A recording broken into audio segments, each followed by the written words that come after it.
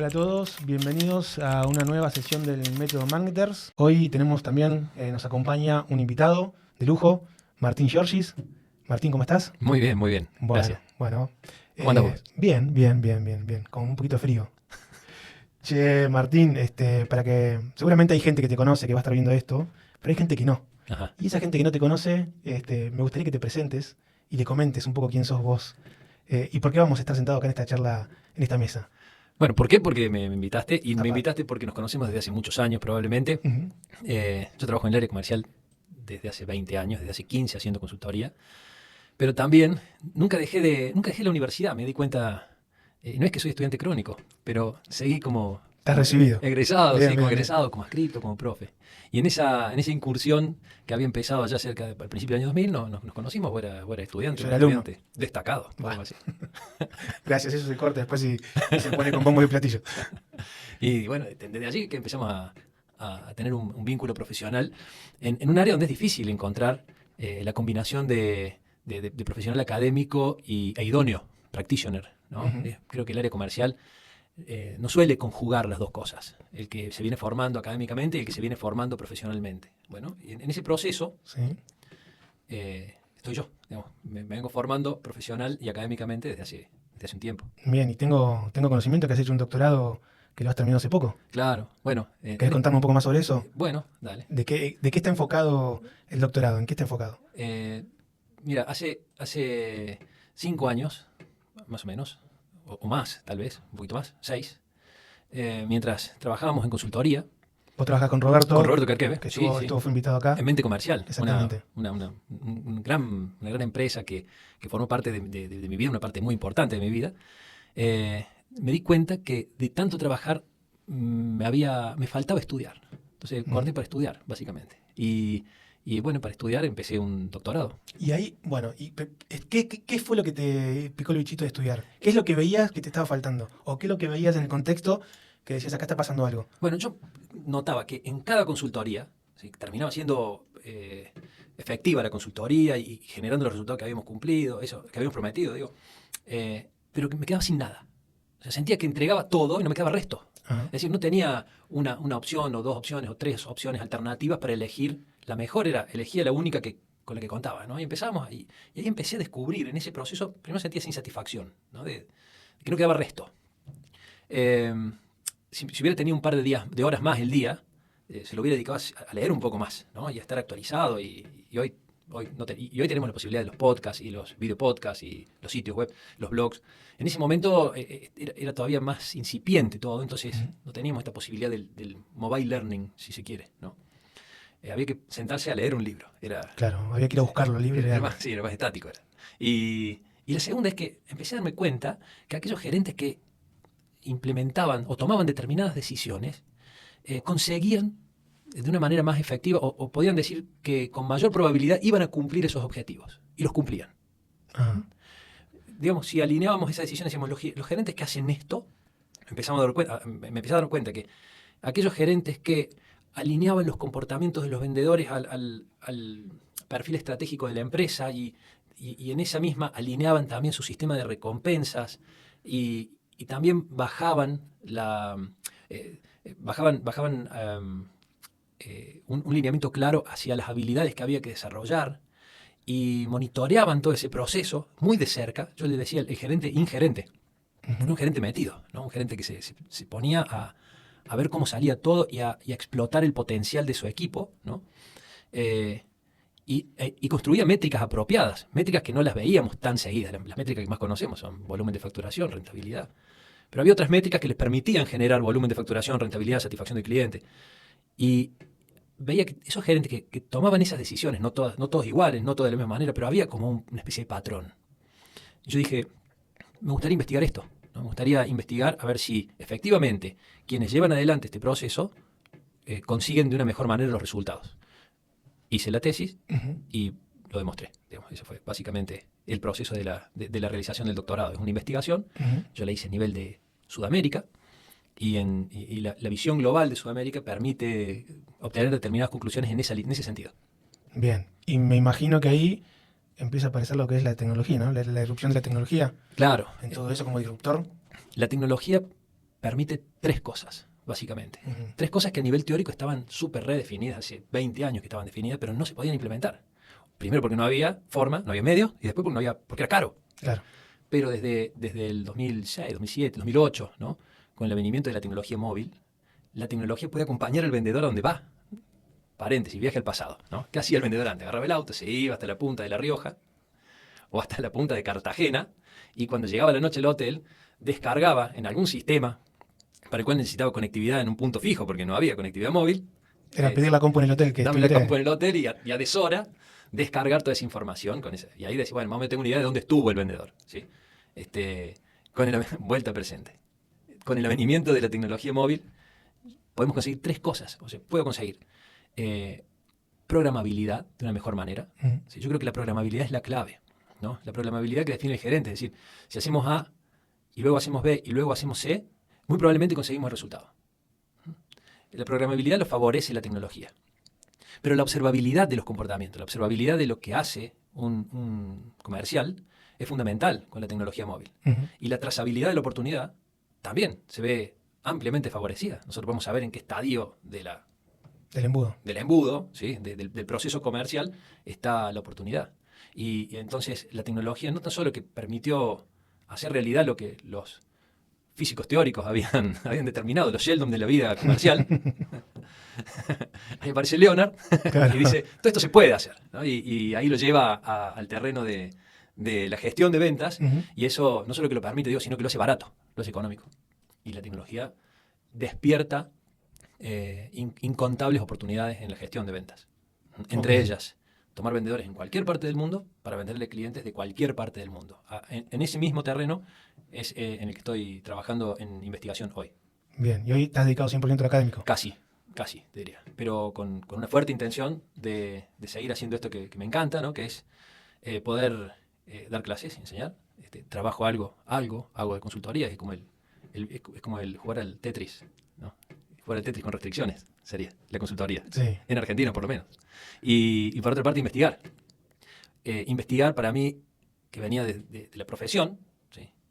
Era considerado como una cosa que hacen los teóricos. Hasta que investigás y te das cuenta que le tocas la puerta a la empresa y le preguntás a ese gerente, ¿qué estás haciendo hoy? Eso que está haciendo hoy se publica en una revista científica de aquí a 2 años y se publica en un libro de texto de aquí a 4 años y lo va a estudiar un profesional que va a ejercer de aquí a 9 años. Entonces, la investigación te permite estar en la punta del viento, diría un amigo, en la cresta de la ola. Cresta de la ola, ¿sí? La vanguardia. En la vanguardia de lo que hoy se hace o no se hace y lo que se debe y lo que no se debe hacer. Y si además tenés la posibilidad de dar clases, achicás ese gap. Ok. Y todo esto que estás comentando de esa inteligencia aplicada a las ventas, hablando un poco más en lo que es el rubro de prepagas, sí, con la experiencia que has tenido también de trabajar en ese, capacitar a mandos medios, gerenciales, comerciales de grandes marcas, ¿dónde, con lo que has aprendido y con lo que has investigado hoy, digamos, cuál es el gap que hay entre lo que está sucediendo y a dónde podrían llegar si aplicaran justamente todas estas innovaciones tecnológicas que vos mencionás? Bueno, yo te diría que habría 2 tecnologías a considerar. La tecnología for sales y la tecnología in sales. Ajá, a ver. La tecnología for sales sería qué herramientas o dispositivos tecnológicos me permitirían mediar en el proceso comercial entre el vendedor y el comprador. Bien. ¿Tá? Por ejemplo, ahí estaría un WhatsApp. Un WhatsApp, un CRM, un SAMU.ai, tecnología de inteligencia artificial. Automatizaciones. Sí, exactamente, automatizaciones y CRM de todo tipo. Claro. Esa sería la tecnología for sales. Pero la tecnología in sales es la tecnología que me permite llevar adelante de una manera revolucionaria el proceso comercial. ¿No? Entonces, ahí es donde hay que estudiar un poco más la cosa. Lo que por ahí nos preguntamos nosotros, ¿no? Es si era posible demostrar que un gerente que define un proceso, ¿no? Que le da programabilidad, que acompaña al vendedor y por lo tanto está más cerca de las oportunidades comerciales, porque al acompañarlo al vendedor conoce muchísimo más el terreno. Uh-huh. Un gerente que puede identificar cuáles son esas fases de ese proceso y puede construir soportes o herramientas para proveer de habilidades específicas a los vendedores para llevar adelante ese proceso. ¿Sí? y que además puede construir un sistema de remuneración acorde a lo que quiere. Ese gerente, podríamos decir que conseguirá resultados mejores o conseguirá con una mayor probabilidad resultados. Yo te diría, consigue los resultados. Eso está demostrado científicamente. Digamos, está demostrado en investigaciones en países desarrollados y está demostrado en otros países y en un conglomerado de países como Sudamérica. Pero ¿cuál es la alternativa a eso? Para mí la alternativa es el gerente ausente. Es el gerente que dice, vos vendé, fíjate cómo, y te pago en función de los resultados que consigas. Ok, eso entiendo que es lo que se debe ver en el común de las empresas por ahí del rubro salud, me imagino, ¿no? Porque lo he visto también en otras industrias y creería que no es la excepción encontrar ese gerente que por ahí lo deja vender, que se busque sus herramientas, pero vos traeme el resultado, traeme la venta. De hecho, lo vemos también cuando trabajamos con brokers o charlamos con asesores comerciales de algunas prepagas que nos dicen, no, yo los leads los tengo que conseguir yo. Y yo tengo que traer la venta. Los objetivos a mí me dicen, yo tengo que traer tal número y... ¿Y por qué? La pregunta es, ¿y por qué un gerente preferiría ese sistema de gestión a otro? Quizás porque no conoce que haya otra alternativa. Yo creo que la conoce, pero es más compleja. A ver, ondame ahí. Sí, es mucho más fácil pensar en el poder de la mano invisible de la recompensa, ¿no? Y digo, si yo le pago el 20%, el 25% del valor de la cápita, cuando concrete la cápita, bueno, que él vea cuáles son los comportamientos que usa, vea cuáles son las habilidades que desarrolla, que se capacite por su cuenta, que pruebe y que se equivoque, ¿sí? Entonces, desde la perspectiva del acompañamiento y la gestión, es mucho más fácil.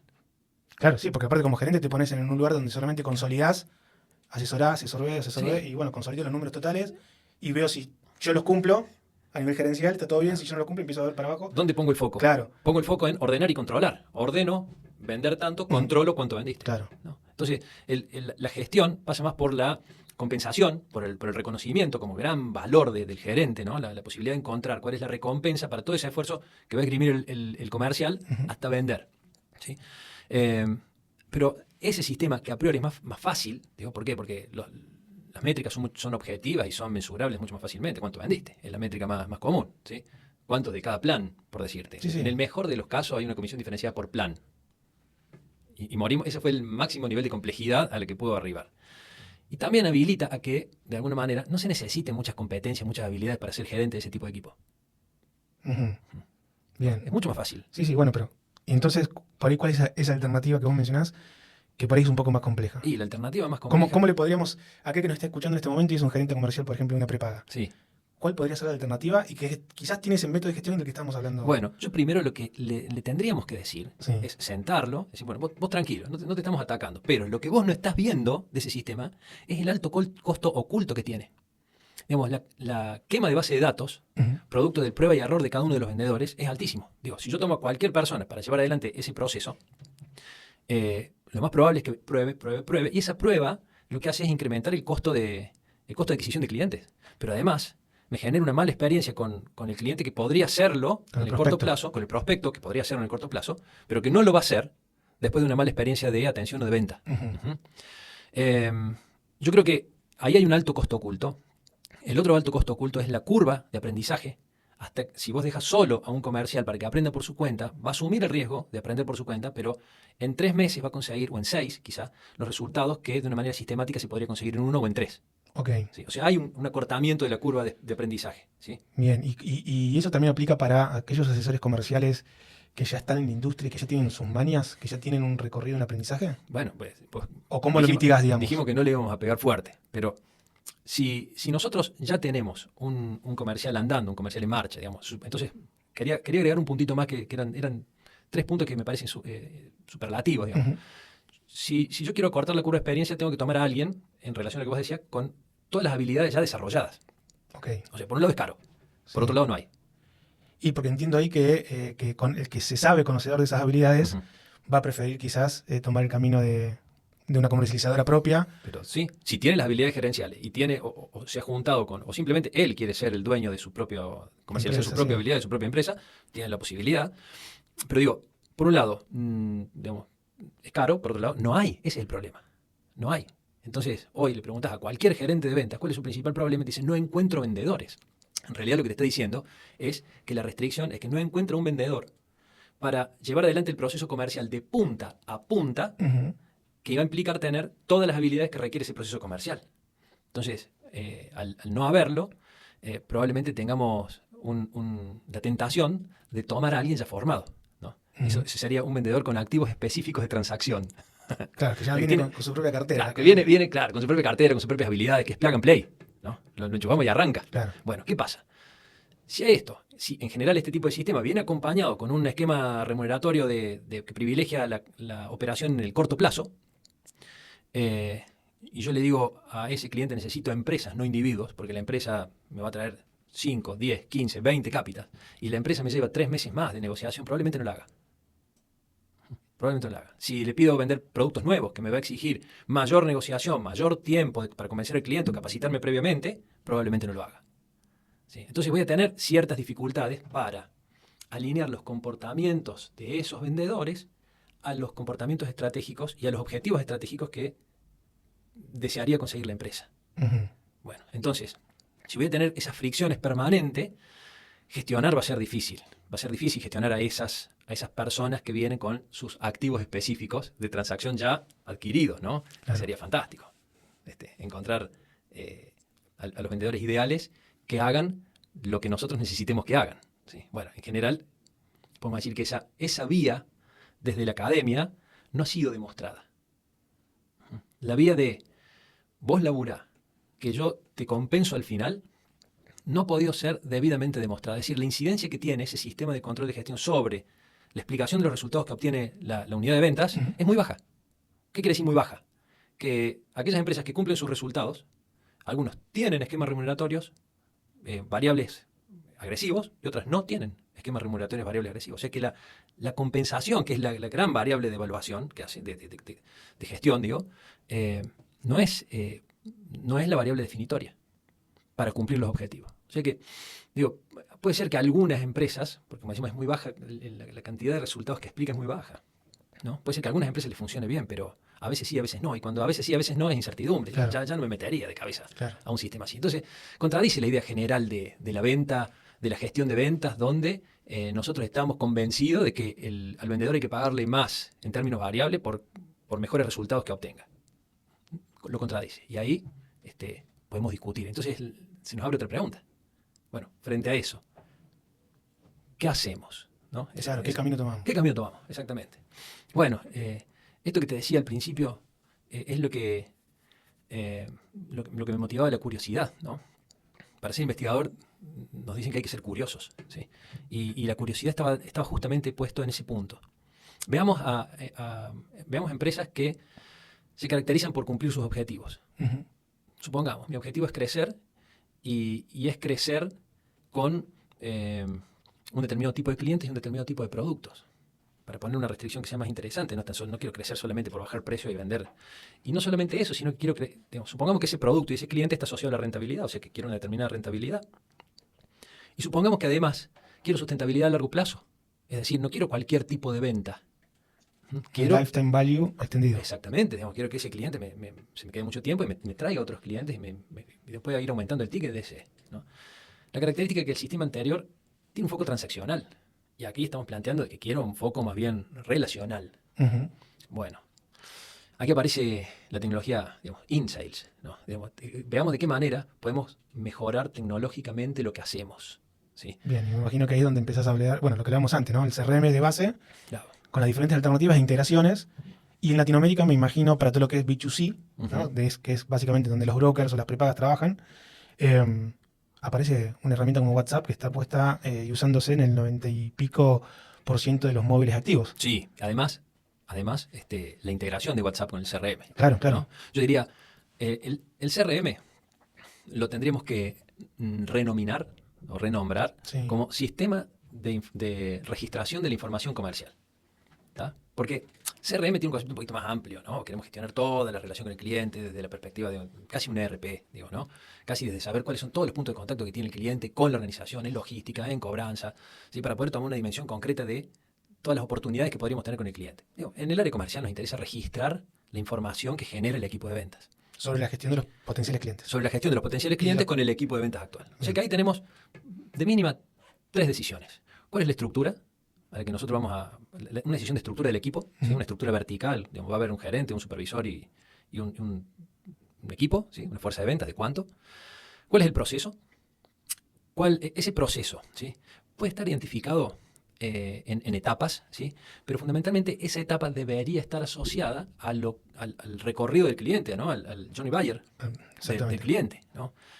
Cada buyer persona tendrá su recorrido específico, y ese recorrido específico debería tener una correlación con las etapas de ese proceso, y cada una de esas etapas debería tener asociado un conjunto de habilidades específicas para llevarla adelante.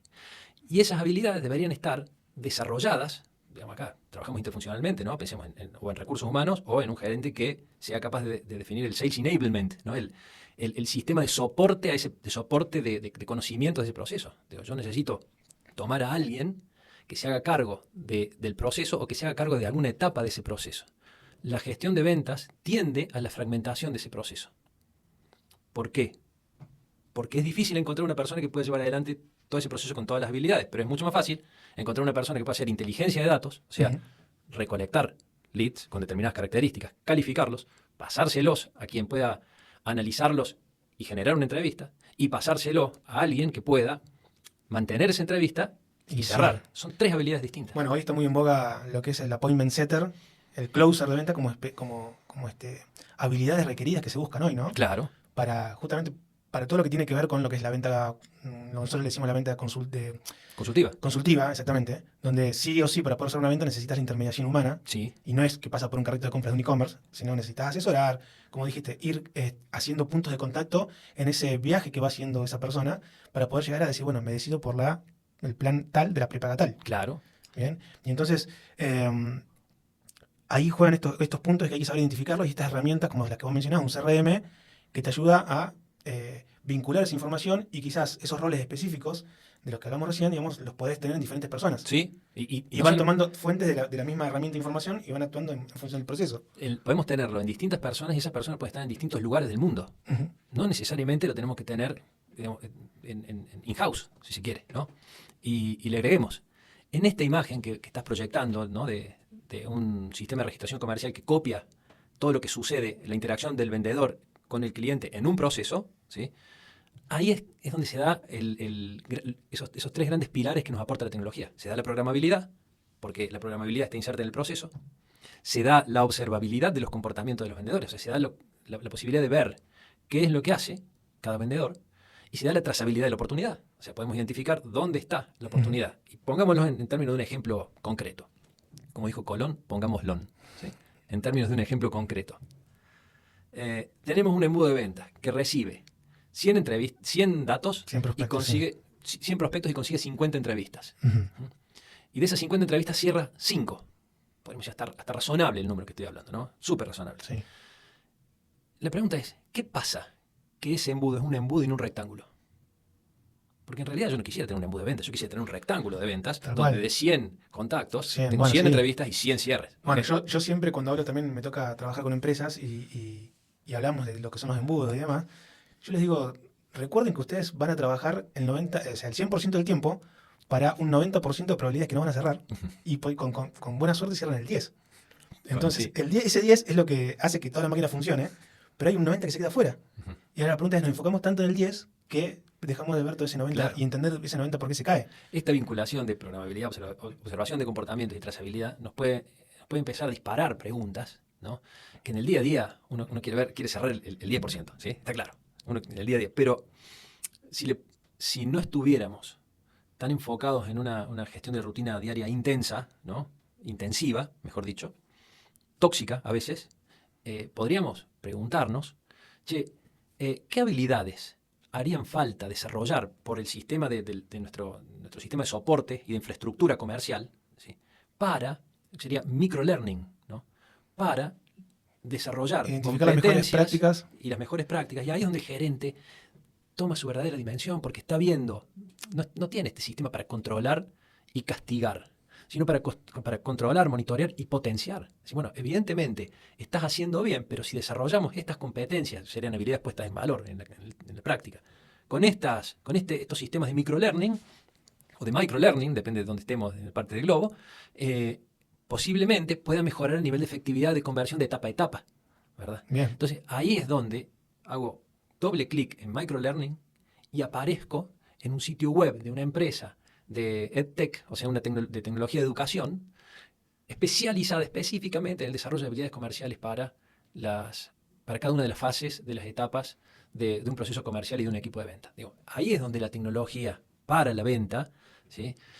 Se potencia con la tecnología en la venta. Bien. Bueno, mientras vos hablabas y mencionabas el número mágico ese del 10, en la experiencia nuestra lo que hemos visto, que ese 10, obviamente dependiendo del sistema de atracción de esos prospectos, pero hay uno en particular que es Google, que es para lo que es la venta de planes de salud, la que mejor performa en cuanto a esa efectividad de ventas. Y lo hemos medido que en equipos de hasta 60 personas se mantenía en promedio el 10. Ajá. Bien. Pero también hemos visto que en la medida que el equipo se hacía más chico, tendía a crecer el número. Y nosotros por intuición, por ahí decíamos, o lo decimos todavía, que es porque a medida que va siendo más chico, los procesos se van compartiendo de forma intuitiva. Bien, no hay, estaría faltando esa tecnología que decís vos para que termine de poner blanco sobre negro esa intuición que hoy está haciendo este equipo más chico, que lo comparte porque están sentados en una misma mesa y comparten prácticas sin por ahí querer hacerlo adrede, pero hace que el equipo más chico se cohesiona mejor y mejora las tasas de conversión. Eso lo hemos visto Bueno, con diferentes brokers. tiene un nombre que es el aprendizaje colaborativo, ¿sí? Hay empresas que se especializan en el aprendizaje colaborativo y además lúdico, o sea que tienen la posibilidad de desarrollarlo. Uh-huh. Pero acá hay una pregunta que sobrevuela a la gestión de ventas también. Y digo, ¿quién nos dijo que la actividad comercial es individual? En las películas lo hemos visto, ¿no? El vendedor que agarra su Cadillac y sale Y encuentra una por la ruta 66 y le mete... vendiendo unas batidoras y encuentra Claro. a alguien que estaba fabricando comida rápida. Sí, exactamente. Entonces, alguien nos ha dicho que es una... culturalmente quizás estamos medio seteados de pensar que es una actividad individual, cuando en realidad también una de las funciones, digo dos, de las funciones de los gerentes comerciales deberían ser, una, la relación, esta posibilidad de la traslación de habilidades entre los miembros del equipo, ¿no? Digo, ¿por qué las ventas no las podemos acompañar de a dos? Claro, sí, tenemos que pensar en que damos un premio por venta, por individuo, esa opción es imposible. Claro. ¿Sí? Claro. Digo, ¿por qué solamente debe decidir el gerente de venta cuál es la mejor práctica? ¿Por qué no lo podemos decidir en un Scrum, con metodologías ágiles y haciendo A/B testing de prácticas comerciales? ¿No? ¿Por qué no lo podemos hacer? Digo, eso nos da una de las grandes habilidades de los gerentes que tiene que ver con la configuración de la matriz interna del equipo, ¿no? De cómo el equipo se puede potenciar uno a otro. Me encantó el tema esa relación que la verdad que nunca había hecho. Que claro, como vos pagás resultado por venta, que es a la persona, claro, haces que la venta se vuelva individual de cajón. Sí, individual y competitiva. Es más, incentivada a veces internamente, diciendo un poquito de competencia interna no viene mal. Uh-huh. ¿Sí? Ahora, si decíamos, hay una relación que es esta competencia interna, digamos, o esta colaboración interna, depende del lado en el que te vayas a posicionar del extremo, ¿no? Pero hay otra que es la relación con el cliente. Esa relación con el cliente nos hace pensar en un vendedor que le tiene que vender sí o sí al cliente. Entonces, eso también está muy seteado por el otro modelo, que es el modelo transaccional, donde yo te tengo que vender y si en una le cobré 2 puntitos de más y vengo y festejamos adentro, bárbaro. Ese es el modelo que lo he visto. No ¿sabe cuánto le vendía? ¿Cuánto? ¿A 12? No, a 14. Bien, felicitaciones. Pero en realidad lo que estamos haciendo es sacrificar satisfacción del cliente a futuro, ¿verdad? Entonces digo, si yo quisiera moldear un tipo de relación, tampoco puedo dejar al arbitrio individual de cada uno de mis vendedores de que decida de qué manera tiene que gestionar la relación con el cliente. Digo, hay ventas de baja presión, sería soft pressure, ¿no? Donde yo te muestro y puedo dejar que el cliente se tome su tiempo para decidir, porque sé que mi producto es bueno, porque sé que quiero que haga una valoración a conciencia, porque sé que esa valoración a conciencia esté directamente relacionada con el lifetime value del cliente, el ciclo de vida dentro de mi empresa. A los clientes a los que presiono se va más rápido. Y a los clientes en los que los dos estamos convencidos de que es la mejor decisión, dura más tiempo. Uh-huh. Entonces, automáticamente digo, a ver, soy inteligente, suponemos. Si los que no presiono duran más tiempo, ¿para qué lo vamos a presionar? Y porque el premio es a corto plazo. No da lo mismo cerrar este mes que cerrar el mes que viene. Entonces, ¿qué hacen los vendedores? Especialmente los de prepaga. A ver. Cierran 35, muestran 30 y se guardan 5 para el mes que viene. Para arrancar el mes que viene. Sí, porque es fundamental tener resultado a corto plazo.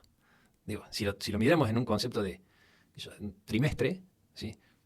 Eso podría estar resuelto. Y tengo conocidos que son de los mejores vendedores a nivel nacional de prepaga. Y tienen esas mañas. No tiene esa manera. Ah. Ese es bueno, ese es bueno. Ok. Ese muestra todo. No tiene problema. Si hay que vender 40, vende 40. Sí. Pero él encuentra clientes satisfechos porque básicamente porque está alineado con lo que espera la empresa, está alineado con los beneficios del producto. Y porque en la mayoría de los casos donde hay sistemas remuneratorios que privilegian la presión de corto plazo, los vendedores toman algunos de estos tipos de atajos. O un atajo ético, ¿sí?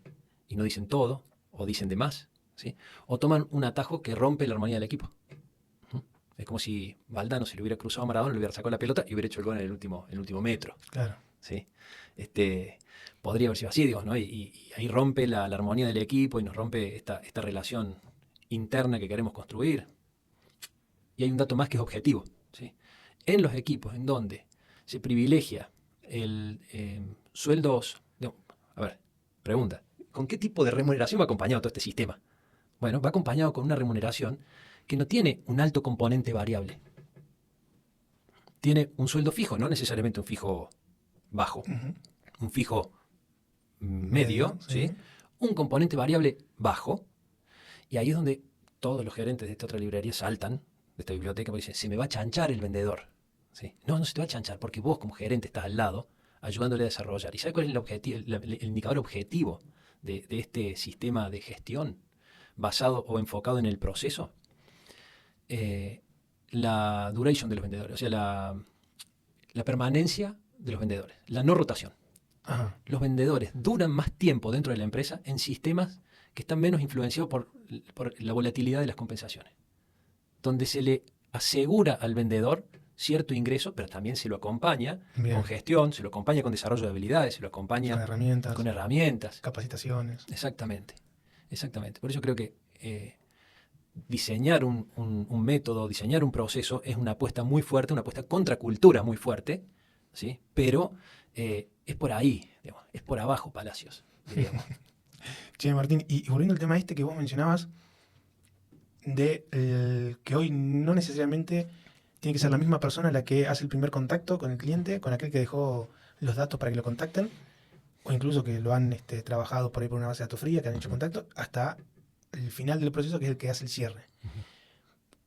¿Cómo te imaginás que se puede establecer, por ejemplo, en 2 o 3 roles, con 2 o 3 personas diferentes, acompañando ese viaje del cliente, pero ¿y cómo lo acomodás a nivel compensatorio en lo que tiene que ver con la venta? Bueno, ¿O qué has visto? No sé si en esta investigación que estuviste haciendo para el doctorado te encontraste con algún cisne negro que está haciendo algo diferente. No. Ok, no. No, pero digo, no porque no por la metodología con la que investigamos, ¿no? Que tiene que ver con encuestas y no con entrevistas. Ok. ¿Sí?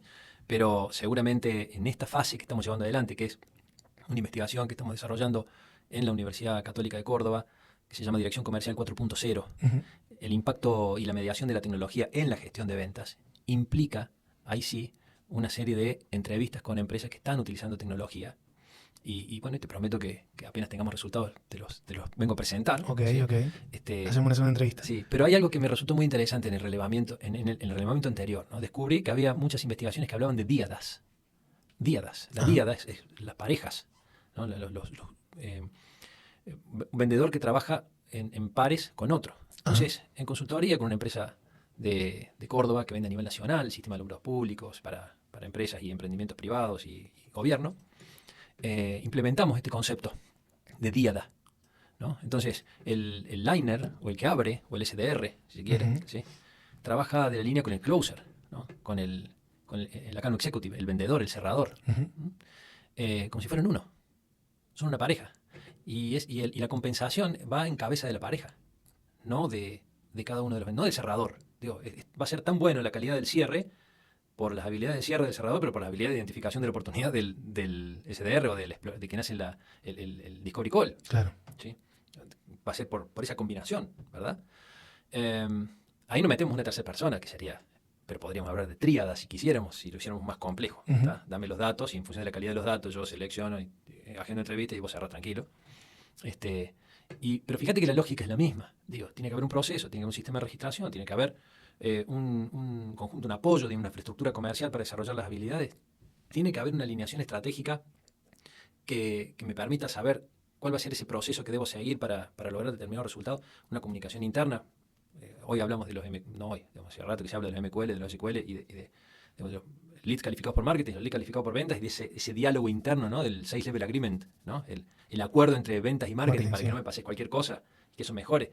De todo esto hablamos que es la comunicación interna, pero a la vez tiene que estar respaldado por una variable más, que es la variable de la remuneración, ¿no? De qué manera voy a establecer el componente fijo y el componente variable, ¿verdad? Así que el esquema es el mismo. Uno puede ser tan creativo como sea, siempre que seas pionero en estas incursiones sobre la estructura y sobre la manera de llevar adelante la operación de venta, siempre vas a tener un periodo de aprendizaje, y el aprendizaje no está separado del tiempo.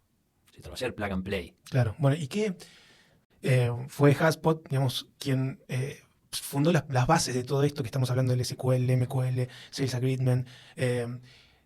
¿Cómo te imaginás que estamos, cuál es la realidad de las empresas en Argentina, y más puntualmente de un broker que vende planes de salud, de poder aplicar toda esa teoría, ¿bien? Y llevarlo a cuestiones tangibles? ¿Estamos muy lejos? ¿Crees que estamos muy lejos? ¿Crees que un broker lo puede aplicar? Alguien que tenga un equipo de asesores comerciales, ponerle 15, 20 asesores comerciales, porque de la teoría puede sonar muy lindo, pero ahora, bueno, como lo traducimos a un broker que tiene dos supervisores, equipo de venta entre 15 a 20 personas. ¿Te imaginas que eso se puede llegar a aplicar en un periodo razonable? ¿Cómo se podría aplicar? Bueno, en principio yo digo que es absolutamente posible. Uh-huh. Nada de esto de lo que estamos hablando no se aplica en Argentina.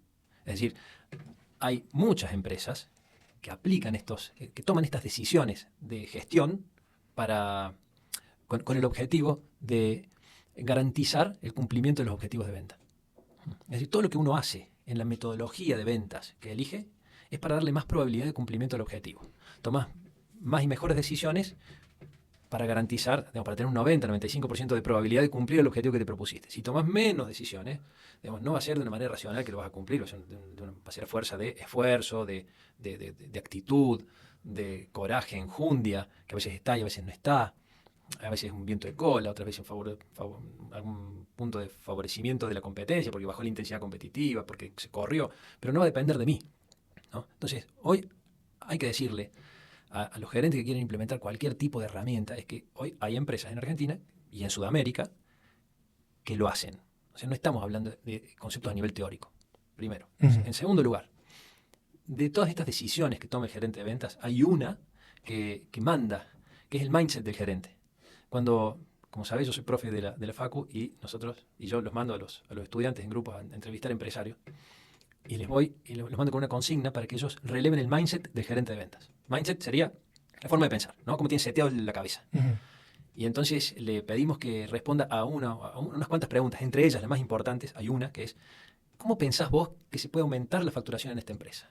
Entonces, la estructura, ese conjunto de relaciones, sí, entonces, que tiene en la cabeza un gerente de ventas, si te dice, mira, yo con más capacitación, mejorando el proceso, modificando mi esquema de compensación para que remunere los comportamientos de los vendedores y además los resultados, ¿sí? Buscando la mejor correlación entre comportamientos y resultados. Entendemos que hay un mindset que va por ese lado, y por lo tanto, la clave de esto está en la cabeza del gerente. Tenga 3 vendedores, tenga un vendedor, tenga 15 vendedores. Entonces, si el gerente está convencido de que un planteo de mejor forma de llevar adelante el proceso genera mejores resultados, ¿sí?, podría decirte ahí sí a la respuesta que vos me hiciste: estamos cerca. No falta tanto. Uh-huh. Estamos a un paso de implementación, puede haber algunas restricciones locales, que haya más o menos vendedores. Un punto clave será el perfil del vendedor. En algún momento lo podemos conversar, pero digo, la clave está en el mindset del gerente de ventas. Que el gerente de ventas entienda que mejorando el proceso y poniendo foco en el proceso va a conseguir mejores resultados. Si esto se le preguntamos a un ingeniero en producción, te va a decir que obvio es así.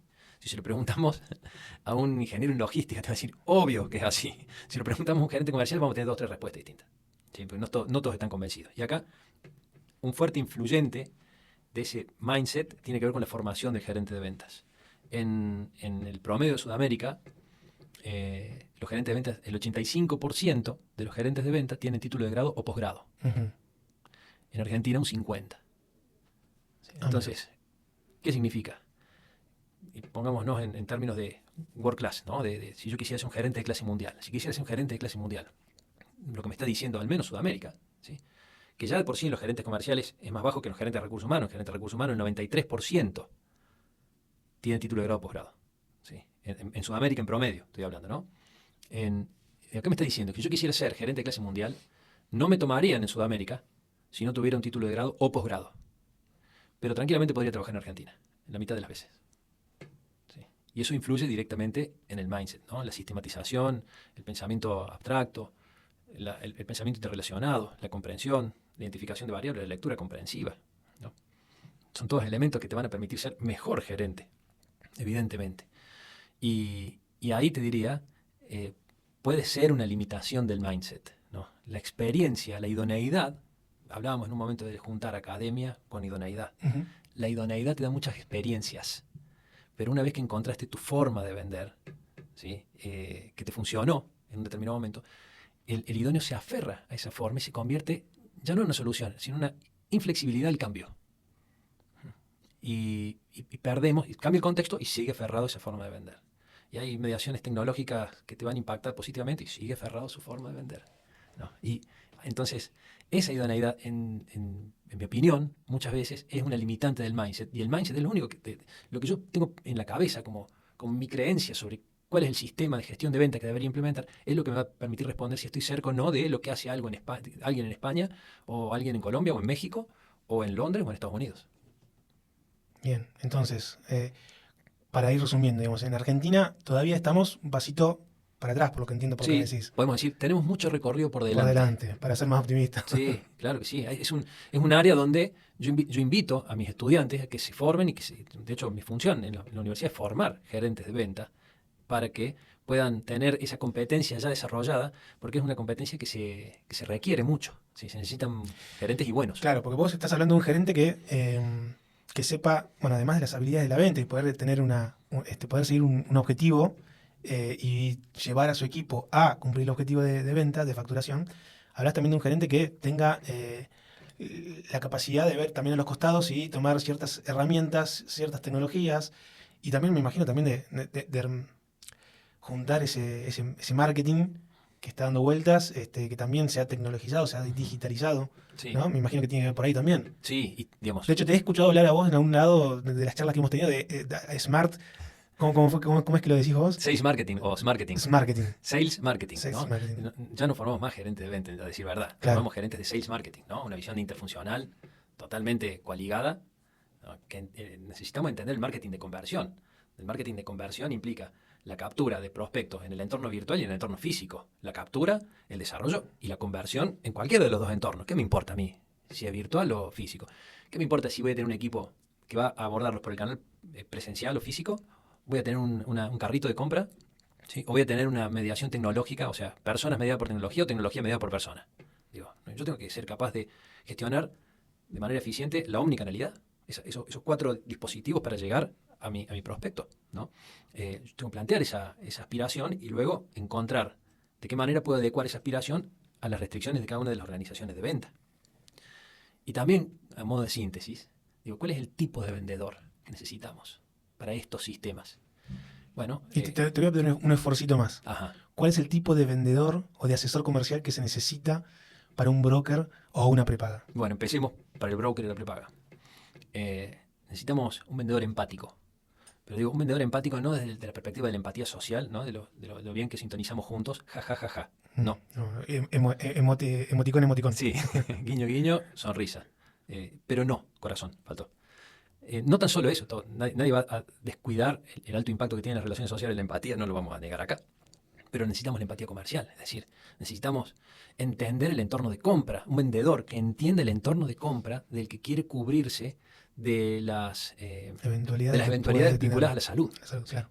Que es una dimensión de la seguridad a la que quiere tener, de la que quiere llegar a tener un prospecto, ¿no? La seguridad en la salud. Un prospecto que cuando te das vuelta en realidad es un padre de familia o es un soltero workaholic que está todo el día trabajando y si le pasa algo quiere estar ahí cubierto. Y que además de eso, hoy debe tener alguna cobertura y muy probablemente tenga una cobertura que esté desfasada por mucho o por poco, con su realidad. Entonces necesitamos a alguien que pueda comprender esa realidad, Claro, esos porque desafíos. eso que sí es muy importante, ¿no? Porque sucede mucho que a veces contratás un plan de salud y por ahí pasan años que no lo tocas, pero tu vida transcurrió y tu vida se modificó. Claro. Por ahí, como te digo, eras un soltero que terminaste de estudiar, te pusiste a trabajar y tenías un estilo de vida y seguís con ese plan, el plan joven. Claro. Ok, ya tenés 45, 2 hijos y seguís con el plan joven, capaz. Claro, exactamente. Vos estás ya más cerca del problema de próstata que del problema de resaca. Claro, Entonces, en algún momento tenemos que encontrar a alguien que nos ayude claro. a comprender. Y hoy, a esa situación, hoy el 95% de las personas la tienen cubierta con alguna decisión. Entonces necesito que alguien me ayude a entender. Esa es la empatía comercial, que me ayude a entender si esa decisión que yo tomé va a cubrir esas necesidades, si yo quiero cubrirlas, en qué porcentaje, si prefiero pagar menos y pagar más coseguros, si Claro, prefiero... claro. Digo, ¿cuál es el punto en donde yo me voy a sentir Entender un poco la cómodo? historia de ese prospecto para asesorarlo a ver qué necesita. Sí. Y luego, digo, como central, ¿no? Esta empatía de la saludabilidad del cliente, podríamos decir, como central. Y luego necesitamos que sea inteligente el vendedor. ¿Sí? O sea, que sea inteligente desde el más antiquísimo de los conceptos, es decir, que tenga un IQ razonable, ¿tá? Que lea y comprenda, que siga consignas, Sí, sería. ¿sí? bien. Que comprenda consignas y las pueda implementar. Es fundamental, no Bien. es Y difícil. tampoco que esa inteligencia sea, me imagino, no pasemos el otro al ser bicho, al ser pícaro. Bueno, esa era para la cuarta. Me adelanté. Pero no importa. Digamos, que sea inteligente, Sí, que tenga logros comprobables, ¿sí? Que no me diga todo lo que puede hacer, es que me diga lo que hizo. ¿Sí? Vos tuviste, ¿cuánto vendiste? Entonces, si yo voy a pedir referencia para saber cuánto vendió y a quién le vendió y qué aprendió, en definitiva, como logros comprobables, qué aprendió en este recorrido que tiene, que estos logros se pueden demostrar, todo lo que esté en LinkedIn claro, eso debería, te iba a decir, la descripción de LinkedIn ahí, debería pasé ser... por tal lugar, generé con Sí, tantos prospectos, tenía una tasa de efectividad de venta de tal. eso necesito, lo único. Ujú. Y con todo esto que estamos diciendo, digo, lo que necesitaremos también es la coachabilidad. O sea, una persona, si mi eje va a estar como gerente, en ayudarle a moldear determinados comportamientos que para mí van a ser útiles, yo necesito que él se deje moldear. Sea permeable. Sí. Entonces dijimos, y lo voy a poner en dos términos que quizás son contrapuestos o no, pero digo, en lugar de talentoso, yo prefiero que sea obediente, Ujú. aplicado, ¿no? Decía un amigo que para hacer un asado vos tenés que ser o talentoso, que es la gente que tira la carne y le sale, o dedicado. Dedicado es que está ahí poniendo la brasa, corriendo el 3/4 milímetro, que le dé el sol, el aire, Pone la mano ahí. la está mano, todo saca, no se pendiente, va de no ahí. O sea, es un estrés hacerlo, Claro, pero claro. si no sos talentoso tenés que saber que tenés que ser dedicado. Bueno, yo prefiero al dedicado, al obediente, al aplicado. Hay mucha más gente obediente, aplicada y dedicada que talentosa. También nos abre un poquito más el embudo de captura. Y por último, esto que decías vos de la viveza, ¿no? De la inteligencia que no se pase de mambo, es que tenga comportamiento ciudadano. Claro. ¿No? El comportamiento ciudadano es un factor que se mide y hay investigaciones que dicen, bueno, a ver cuánto afecta en la composición del equipo el comportamiento ciudadano, en la rentabilidad de la empresa el comportamiento ciudadano. Si no sos una hoy las empresas, por ejemplo, las empresas de farmacología, ¿no? De la industria farmacéutica, Sí. Que venden bioética, difícilmente podrían tener un vendedor que pase semáforos en rojo. Haciéndolo bien simple el ejemplo. Sí, sí. Entonces, el comportamiento ciudadano nos lo dan algunos indicadores, pero Mirá. sería el comportamiento ético, el espíritu deportivo de perder pero con altura, con fair play, ¿no? Sin tomar atajos. Para llevarlo a lo palpable, que prefiera perder una venta antes de tener que mentir para vender. Sí, o que prefiera perder una venta antes que perder un compañero de trabajo. Sí, que prefiera colaborar con un compañero de trabajo para que cierre una venta si él ya tiene la Claro, cantidad sí, de ya venta que cubrió. ya había esperado tener. Digo, el que me sume, digamos, que me sume desde lo interno, desde la organización y también desde la perspectiva social de la empresa, ¿no? Bueno, pero cuando estamos apretados ahí por el número, digamos, no deberíamos tratar de hacer trade-off con esa, ¿no? Justamente Claro, ahí es donde... eso no se tranza con ese No, comportamiento social. ¿Cómo yo fue que prefiero dijiste? trade-off. No, pero digo, que sea como la característica, es tenga Comportamiento ciudadano. comportamiento ciudadano. Sí, espíritu Me deportivo. encantó el término. Sí, espíritu deportivo, si no, pero digo, que sepa ser un buen jugador, ¿no? Claro. Que sepa, como nos han enseñado a nosotros. Un jugador leal. Un jugador leal, ¿sí? Se fue afuera. Hay que cantarlo. Claro. Pues, bueno, no se fa- Porque hizo los méritos para irse afuera. que no digamos. pase- claro, si vos viste que se fue afuera, no hace falta que pidas el bar. No, se fue afuera, cantala. Bueno, esto se da muchas veces, digamos, esto no tan solo toma relevancia en una ciudad chica como la que vivimos nosotros, donde si haces algo malo, rápidamente quedás fuera del negocio, sino también se da a nivel de las grandes empresas, ¿no? También a nivel de clase mundial. Hoy el vendedor que tiene, el más cotizado, ¿sí? El que tiene las habilidades comerciales, maneja idiomas, gestiona proyectos, con metodologías ágiles de gestión y tiene comportamientos éticos. Ese es un perfil que es de clase mundial. Bien. No sé si se nos aleja mucho de donde estamos, pero en todo caso, si no es una realidad, tendría que ser un norte. Bien, bien. Bueno, pero de vuelta, llevándolo a los equipos de ventas de prepagas o de los brokers de salud, ese comportamiento ciudadano no se debe transar bajo ningún aspecto. No. Lo prefiero fuera del equipo. Claro. Toda la vida. Bien, bien.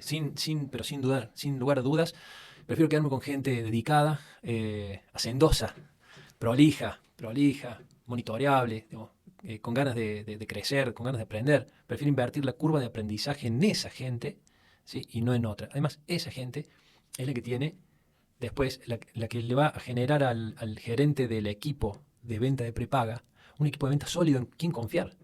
Digo, el costo de salir a buscar todos los días a un vendedor distinto es carísimo. Pueden pasar 2 años y nunca terminar de conformar tu equipo, porque metiste 2 y se te fue 1, metiste 1 y se te fueron 3.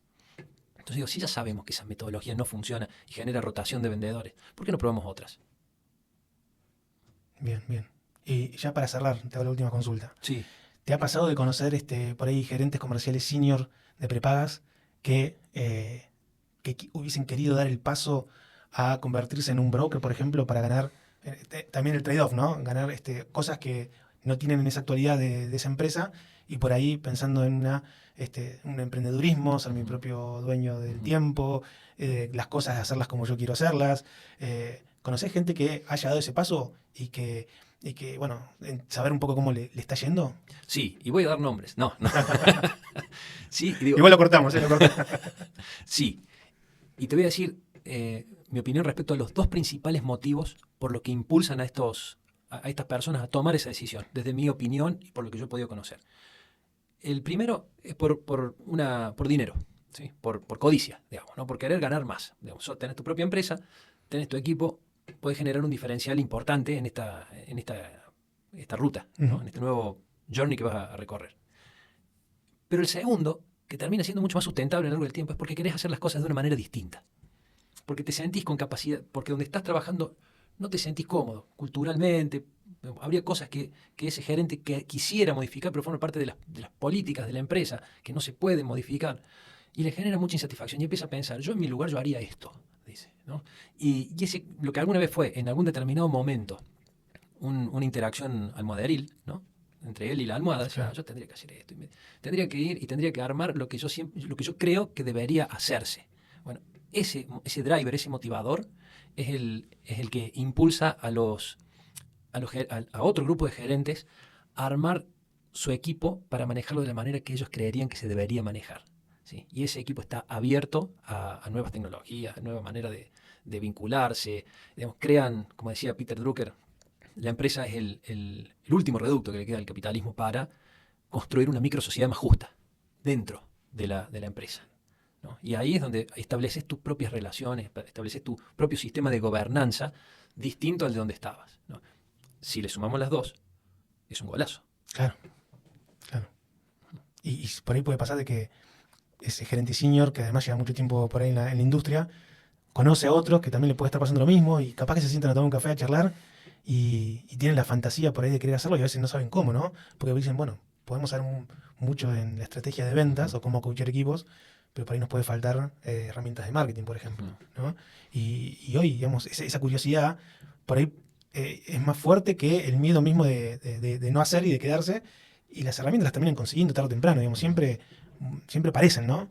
Y pasa esto, que aparecen estos brokers que tienen son 3, 4 socios o 2 socios que tienen mucha química y hacen las cosas como ellos quieren hacerlo, sí, ¿no? Y deja de pensar en ese debería hacerlo de tal forma, lo hago de esta forma. Como ellos creen que deberían hacerlo. Claro, sí. terminan La haciéndolo. empresa que ellos desearían tener. Ahí yo les sugeriría que revisen su propio mindset, ¿no? Bien. Que se pongan a pensar si en lo que ellos creen respecto de cómo se construye una facturación, ¿sí? Es una idea sólida o es una idea que viene trayendo no discutida. Bien, muy bien. Que lo discutan, que abran la cabeza a diferentes maneras de gestión, que analicen, que después terminen decidiendo por lo que creen, ¿sí? Incluso si lo que creen es lo que tenían pensado antes. Claro. Pero abramos el menú, Bien. en todo caso. Perfecto. Abramos la cabeza. Buen consejo. Buen consejo. Bueno, Martín, no sé si te quedó algo por decir, por comentar. No, Yo creo ya que- estoy. No, yo también ¿Sí? estoy. ¿Ya estoy. estamos? Fue una hermosísima charla. Bueno, te agradezco mucho haber venido y te espero para los resultados de la investigación, que me dijiste que... Sí, sí, sí. Anótame para el 2025. Ahí va, Sí, después lo estaríamos charlamos, ahí después lo charlamos en más. abril del 2025, creo. Cuando digo fue una hermosa charla, Sí, es porque la charla nunca es una variable monodireccional, ¿no? Una linda, intercambio. un lindo intercambio, una linda conversación la genera el que pregunta y la genera también en parte el que responde, incluso a veces a costa del que responde. Buenísimo. Bueno, te agradezco mucho nuevamente y a todos aquellos que vieron este video les agradezco y también dejamos los datos de contacto de Martín en caso que quieran escribirle por alguno de los medios, perfiles de redes sociales y demás. Lo vamos a dejar escrito ahí en la descripción de los videos. Muchas gracias. Muchas gracias.